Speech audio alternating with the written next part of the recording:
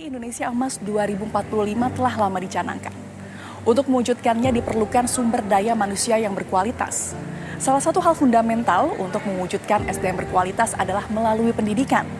Lantas apa saja tantangan yang dihadapi oleh dunia pendidikan dan bagaimana upaya yang dilakukan untuk mempercepat pembangunan SDM unggul melalui pendidikan berkualitas?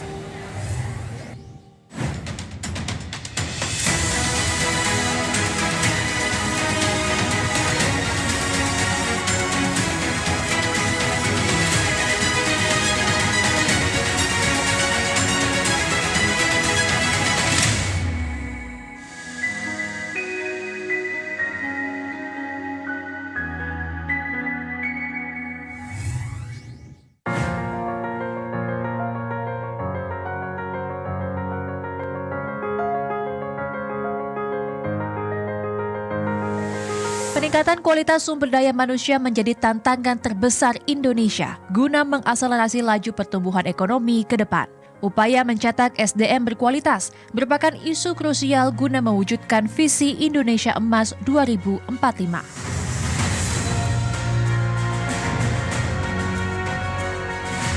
Banyak faktor yang menentukan keberhasilan Indonesia menjadi negara maju dan kompetitif di tingkat global. Salah satunya adalah pendidikan.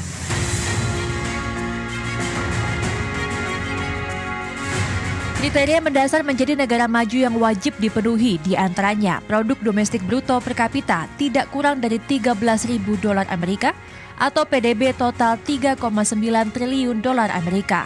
Kemudian tingkat kemiskinan di bawah 2%, total factor productivity 1,6%, dan indeks pengembangan manusia minimal 83,00. Sementara kondisi Indonesia pada tahun 2024, PDB per kapita $5.108 Amerika. Tingkat kemiskinan di bawah 9,36%, total factor productivity 1,01%, dan indeks pengembangan manusia minimal 74,39. Rektor Universitas Airlangga Muhammad Nasir menilai kurangnya investasi pendidikan adalah akar permasalahan pendidikan tinggi. Nasir menyampaikan nilai investasi dalam bidang pendidikan tinggi sangatlah rendah, yaitu Rp9,4 juta per mahasiswa. Nasir berharap angka investasi pendidikan bisa mencapai Rp34 juta per mahasiswa. Investasi bidang pendidikan tinggi kita itu masih ada di angka 9,4 juta per mahasiswa. Angka yang sangat kecil dibandingkan dengan, udah nggak usah ngomong Singapura lah, Vietnam, Malaysia apalagi.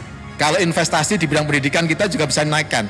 Paling enggak tahun 2034 nanti bisa 34 juta per mahasiswa. Dan kalau sudah ada ini Pak, insya Allah seluruh perguruan tinggi, labnya akan bagus, dosennya akan bagus. Selain itu, Nasih juga menyinggung anggaran pendapatan dan belanja negara untuk pendidikan. Menurut Nasih, jika anggaran pendidikan bisa mencapai 25 hingga 30% dari APBN, permasalahan pendidikan dapat teratasi. Anggaran pendidikan kita itu kan paling minim, Mbak. Di Indonesia itu kan paling minim. Ya, paling minim. Kenapa? Karena aturannya adalah minimum 20%. Ya kan? Dan yang dipenuhi adalah 20% juga. Berarti yang dipenuhi itu yang minimum, Mbak. Bukannya maksimul gitu ya. Ya bayangan kita anggaran pendidikan itu mestinya bisa sampai 25-30% itu insya Allah soal pendidikan, soal kemiskinan, soal ekonomi jalan. Saat ini, alokasi anggaran pendidikan sebesar 20% dari total APBN. Angka ini dinilai tidak mencukupi untuk menghasilkan sumber daya manusia yang unggul di Indonesia. Chief Economist PT Bank Permata sekaligus Head of Permata Institute for Economic Research, Joshua Pardede menilai harus ada alokasi tambahan dalam APBN untuk pemerataan pendidikan, apalagi untuk menjangkau pendidikan tinggi. Jauh ini anggaran 20% itu sebagian besar memang untuk pendidikan dasar ya, karena pendidikan dasar inilah yang wajib pendidikan dasar itu yang memang wajib diterima oleh anak-anak Indonesia ya. Dan kalau kita melihat sekalipun memang anggaran 20%, namun menurut pandangan kami ini masih belum cukup merata ya, khususnya kalau kita bicara bagaimana karena anggaran mandiri dari masing-masing sekolah pun juga diperlukan ya. Terutama kalau kita bicara untuk saudara-saudara kita di luar Pulau Jawa, ya. Misalkan di kawasan 3T, di wilayah 3T ataupun kawasan Indonesia bagian timur. Dari data Kemendikbudristek, pengelolaan dana APBN bidang pendidikan lebih banyak dilakukan oleh pemerintah daerah.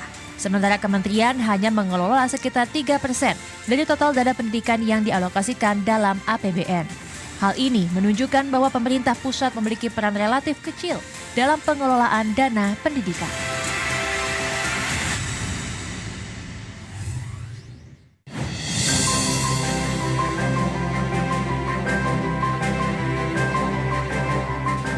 Peningkatan kualitas sumber daya manusia dinilai sangat penting dalam memacu pertumbuhan ekonomi suatu negara. Peningkatan SDM menjadi kunci lewat pendidikan dasar hingga pendidikan tinggi. Untuk meningkatkan kualitas sumber daya manusia, ekosistem pendidikan harus dibenahi, mulai dari segi sarana, infrastruktur, kesejahteraan guru dan dosen, memperluas akses, fasilitas beasiswa, peran serta masyarakat dan swasta, serta menambah alokasi anggaran pendidikan. Untuk mendorong kualitas SDM lebih bermutu, akses ke jenjang perguruan tinggi harus diperluas agar menghasilkan banyak sarjana. Saat ini, latar belakang pendidikan dari sebagian pekerja di Indonesia masih didominasi oleh lulusan sekolah dasar, yakni 37,8% dari total angkatan kerja sementara. Guru besar dari Universitas Pendidikan Indonesia Cecep Darmawan menyatakan, angka partisipasi kasar pendidikan tinggi di Indonesia masih rendah. APK pendidikan tinggi untuk siswa sekolah lanjutan tingkat atas hanya sekitar 31%. Artinya, hanya sepertiga dari lulusan sekolah menengah atas yang melanjutkan ke perguruan tinggi.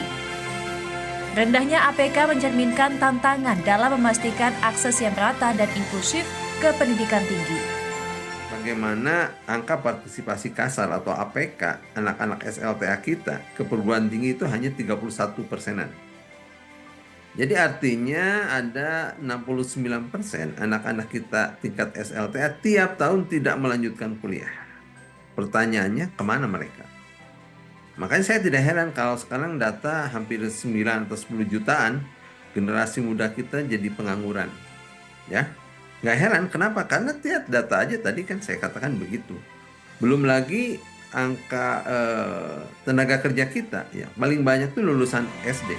Sekretaris Universitas Indonesia Agustin Kusumayati menyatakan, sektor pendidikan memiliki dua pekerjaan rumah besar, yaitu kuantitas partisipasi peserta didik dan kualitas. Di sektor pendidikan itu memang memiliki dua PR besar lah ya. Satu yang berkaitan dengan kuantitas, yaitu partisipasi dalam pendidikan. Berapa persen anak sekolah tingkat SD, SMP, SMA ada masuk perguruan tinggi. Perguruan tinggi pasti anjlok ya dibanding pendidikan dasar dan menengah. Itu baru peserta saja. Ya, tapi kan yang penting juga kualitas gitu. Ketika kita bicara kualitas pendidikan itu luar biasa yang harus kita lakukan dan banyak sekali PR yang harus kita lakukan. Sementara Rektor Universitas Balikpapan Isradi Zainal menyatakan, untuk menuju Indonesia Emas 2045, diperlukan kecerdasan intelektual, kecerdasan secara finansial dalam arti mampu mandiri, dan cerdas secara spiritual dan emosional. Modal ini diyakini dapat menciptakan SDM yang sesuai dengan kebutuhan untuk Indonesia Emas. Kalau mau menciptakan SDM unggul yang sesuai dengan kriteria Indonesia Emas, maka SDM itu harus dipersiapkan itu menjadi SDM yang memang sesuai dengan kebutuhan di Indonesia Emas. Apa kebutuhan di Indonesia Emas? Nah, yang mampu bersaing, yang punya kemampuan teknologi tinggi, kemudian punya kemampuan untuk bersaing dengan bangsa lain. Yang ketiga, punya yang paling utama nih, yang paling penting, dia punya akhlakul karimah yang baik. Itu yang paling utama. Untuk mewujudkan Indonesia Emas 2045, perguruan tinggi berperan penting sebagai game changer. Perguruan tinggi harus meningkatkan perannya terhadap penguatan manufaktur melalui riset berbasis teknologi. Selain itu, program studi juga perlu disesuaikan dengan kebutuhan pasar tenaga kerja, sehingga perguruan tinggi dapat memberikan kompetensi yang tepat.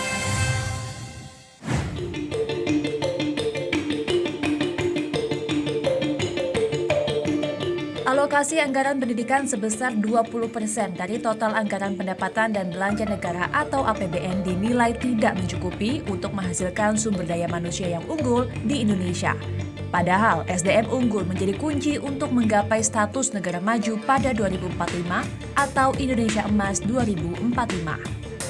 Pemerintah menyiapkan anggaran pendidikan sebesar 665 triliun rupiah.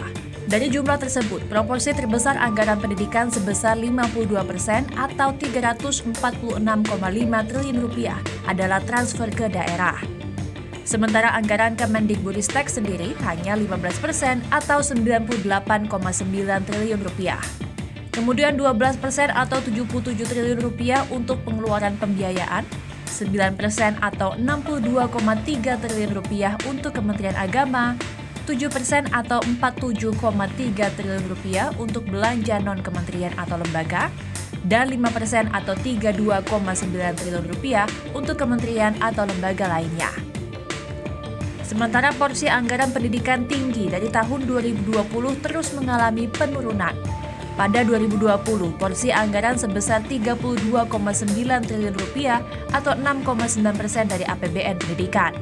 Tahun 2021 turun menjadi 6,4% atau 30,5 triliun rupiah. Pada 2022, porsi anggaran turun lagi ke angka 5,8% atau di angka 33,6 triliun rupiah.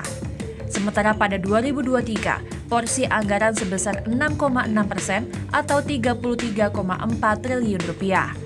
Dan pada 2024, sebesar 5,8% atau di angka 38,8 triliun rupiah. Di kawasan negara-negara ASEAN, porsi anggaran pendidikan tinggi Indonesia kalah dari Malaysia dan Singapura. Menurut data Bank Dunia, porsi anggaran pendidikan tinggi Indonesia sebesar 16% pada 2015. Sementara Malaysia 21%, Singapura 35%, dan Brunei Darussalam 19%. Sedangkan Thailand di angka 16%, Myanmar dan Vietnam di angka 15%, Laos 15%, Filipina 12%, dan Kamboja 6%.